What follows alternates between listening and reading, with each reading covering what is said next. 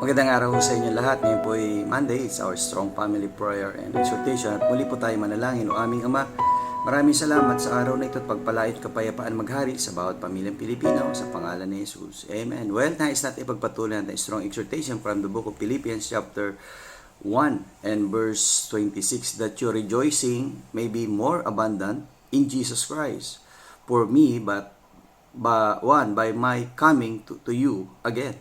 Well, mas pinili ni Apostle Paul na sila ay puntahan at kausapin, bisitahin, para sa ganun ay mas maging matatag ang kanilang pananampalataya sa pagpapalakas ng kanilang pananampalataya. Napakaganda ho na kaming mga minister ay bumibisita sa mga bahay ng mga members, ng mga pamilya upang palatatagin sila sa kanilang pananampalataya. At nawa tayong lahat, maging matatag tayo sa ating buhay spiritual at buhay relasyon sa bawat isa. Pagpalainawa kayo ng Panginoon. See you again tomorrow sa ating Strong Family Prayer and Exhortation.